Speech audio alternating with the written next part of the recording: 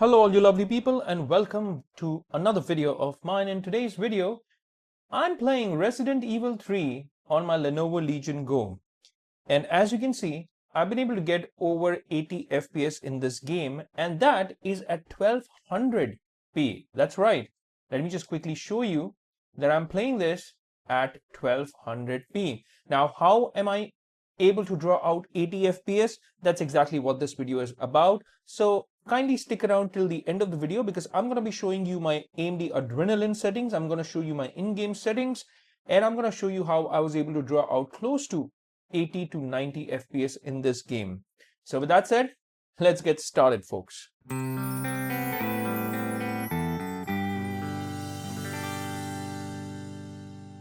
Okay, I thought I'll do a series on Resident Evil games like I told you in my Resident Evil 2 video. So here I am making a video on Resident Evil 3 Remake because I want to cover all the Resident Evil Remake games. So in this video, I'm going to show my AMD Adrenaline settings to start off with.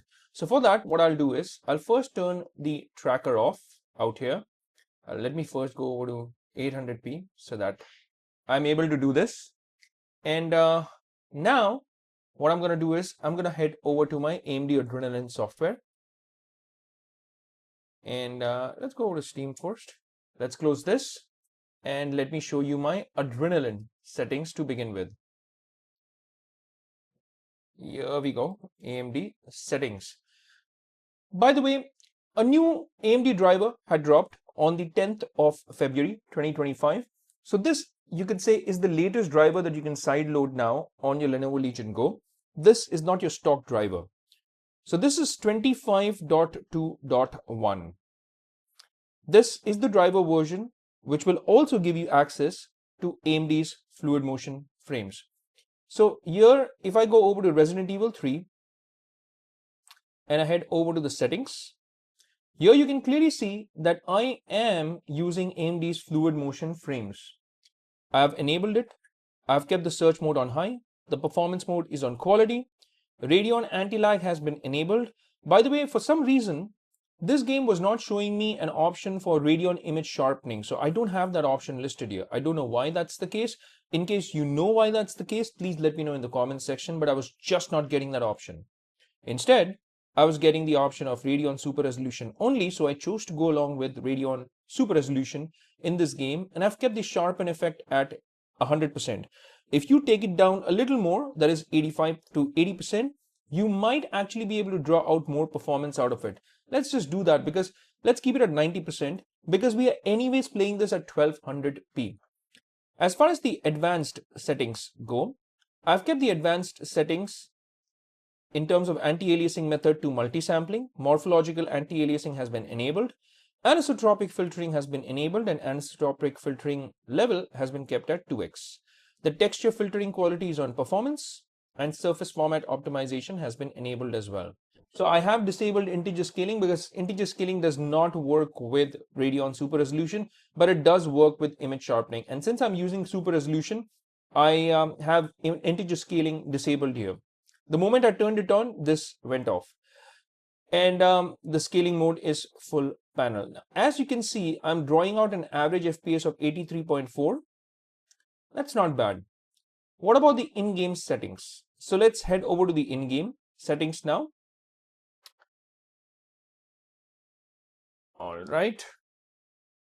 If you face any of the scaling issue like this, all you got to do is just hit that Alt tab and come back to the game. Sometimes it just fixes the issue. Sometimes it does not. In case it doesn't, you're left with this mess. But what you can do is go into the settings here and just select a different resolution. And that should also fix it. And come back to 1200p. So here, as you can see, this has already fixed it. And speaking of resolution, I have kept the Legion Space display resolution at 1200p, 144 Hz. I've not started the tracker, but now I will. The TDP is on performance mode, and I have not limited the FPS in any way. Not using Radeon Chill and not from Legion Space. If you cap your FPS, then you might be able to draw out a more consistent performance, but that's an option that I'll leave to you. let me close this, and now you see that I don't have any of that scaling issue. So if you do have that scaling issue, then all you got to do is hit that Alt tab on your keyboard and also change the resolution from Lenovo Legion space options. Now let's go over to the game options and go over to the graphics option. I have kept the display mode on full screen, and the display resolution, as you can see, is on 1200p, and that is quite good for a screen size of 8.8 inch on the Legion Go. Everything looks super sharp, crystal clear on this 8.8 inch QHD IPS display. Global illumination and reflection has been kept on medium. Light reflection has been kept on medium. The rendering mode is normal. Image quality has been kept on 100%. The Fidelity FX CAS and upscaling is on, and even the FX Super Resolution has been kept on quality, by the way. So I am using an upscaler, but I've kept it at quality mode, and even with this quality mode, I am getting over 80 to 90 FPS. Refresh rate has been kept at 144 Hz. The frame rate is variable, and VSync, I've just turned it on.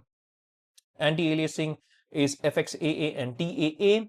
And the texture also been kept on high. Now, even with all these settings, I'm only using 3 GB of graphical memory. Oh, by the way, in case you're wondering how much GB of VRAM have I allocated to this through BIOS, then I went into the BIOS and allocated 6 GB to the VRAM.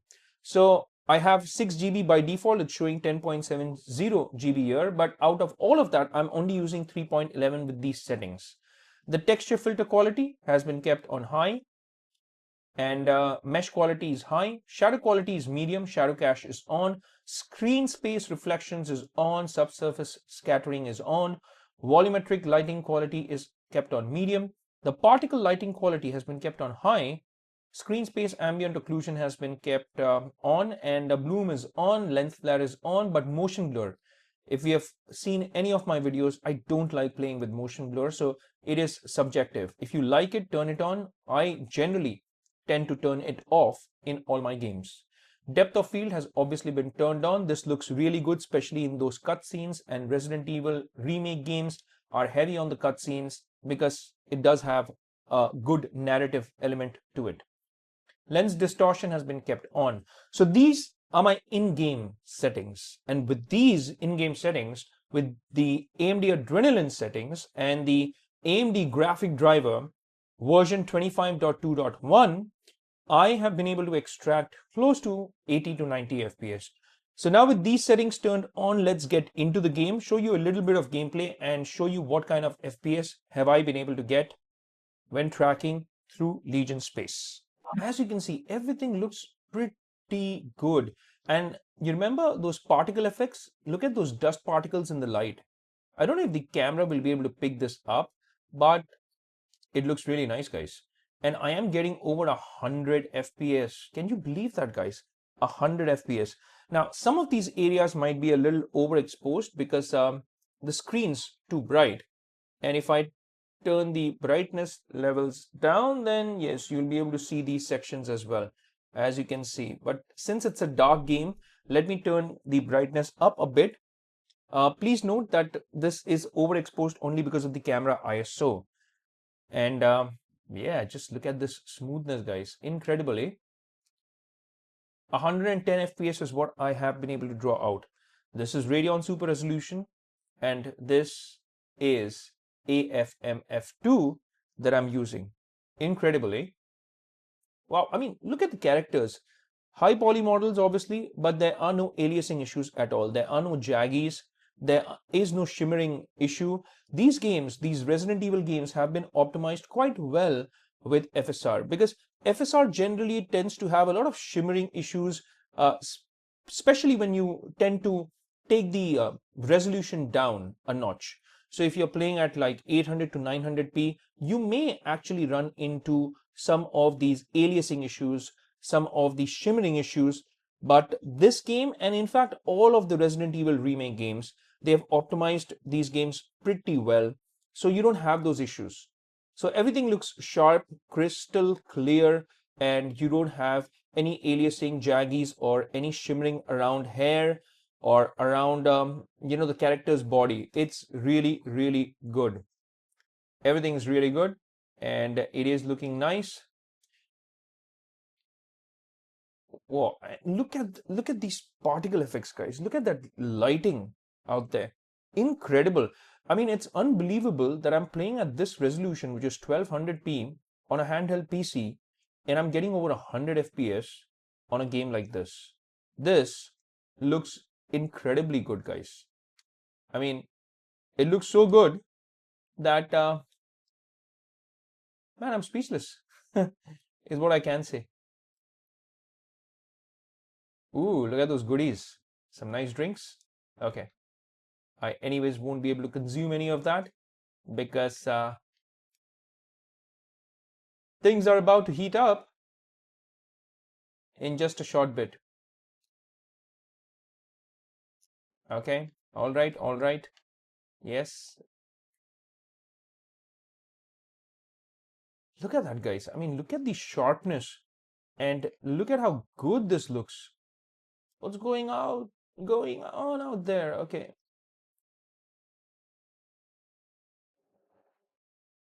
I'm playing this game after a long time. I have completed this on my PC, by the way. I had a ball of a time. Let me cut over to a different section of this game. Let me move forward a bit so that you'll be able to see the other sections of this game and you'll be able to know whether you can still get that 100 FPS on this game or not. So let's quickly go over there. All right, just taking a look at myself in the mirror. Nice. You look pretty. You look very pretty. And now it's time for some action. So let's get right into it. Okay. I knew I was missing something. Oh, it was the phone. Okay. I've forgotten, guys. Like I told you, I played this when it had initially released. So it's been some time since I've played this game. Ooh, the heat is on. And now you will get a true picture of what this game performs like, because these are cutscenes. Generally, these cutscenes tend to be really heavy, but you get a picture of what this game's performing like. You're getting over 85 FPS still. Look at that. 88, 86 FPS. And sometimes people might wonder that these are fake frames. So even the FPS tracking that is happening here is fake. But let me tell you out of experience that this game truly feels smooth. It feels like it actually is 80 plus FPS. If it would not have felt that way, I would have commented and I would have told you that it doesn't feel like 60 FPS, because in some games you do feel like it's not running in 60 FPS, although the counter says that it's 60 FPS. And in those type of games, what I also try to do is I try to slow the footage down in post and I try to check whether it's actually giving me 60 FPS or not. So when I make these videos and in post, I can actually give you a commentary of what my experience was like. And in this game, I'm happy to report that it is what it is. If it says 180 or 90 FPS on screen, it actually is 100 FPS on screen. It looks mighty good. So even with these particle heavy scenes, like look at that fire, it's still giving me over 100 FPS. The lighting, everything is insanely good. I mean, it can't get any better than this as far as visual fidelity goes in any of these Resident Evil games.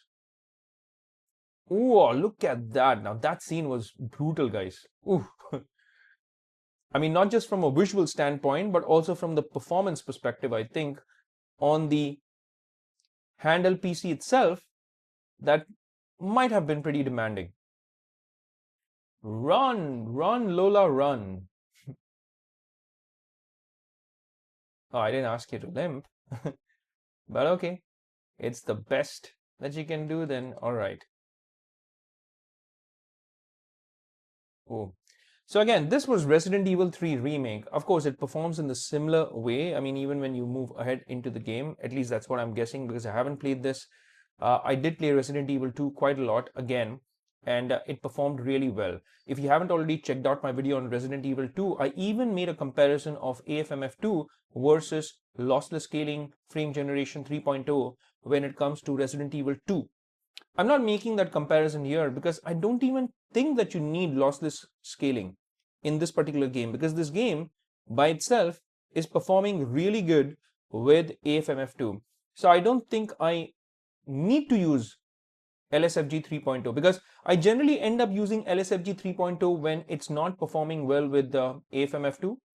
But in this case, I'm happy to say that it is performing really well with AFMF2, and you wouldn't even need LSFG 3.0. So that's why I'm not making that comparison. But in case you want to see a comparison between AFMF2 versus LSFG 3.0 when it comes to this game, please let me know in the comments section. And if you've played Resident Evil 3, then please let me know who's your favorite character from this game. Please comment away. But as far as this video goes, it's a wrap for this one. If you have liked this video, I would greatly appreciate it if you could hit that like and subscribe button, and also that bell icon in case you want to get notified with all my latest videos. Speaking of my videos, I do make videos like this. These are my Let's Play videos on Lenovo Legion Go. Apart from this, I also have game reviews, I have gameplay videos, I have unboxing and review of items or products related to gaming. And if you want to become a part of my community, all you got to do is hit that subscribe button. If you want to buy me a coffee, you can buy it for as low as $1 a month, and that's it. So it's $1 a month, and I'd be able to get a coffee for the next 12 months. And I greatly appreciate your support, and I thank you in advance for buying me that coffee. As far as this video goes, like I told you, I'd be stopping here, and I'll let you enjoy your Resident Evil 3 remake on your Lenovo Legion Go. This is me signing off. I'll see you lovely folks in my next video. Until that time, take care, stay safe, and may God bless you all.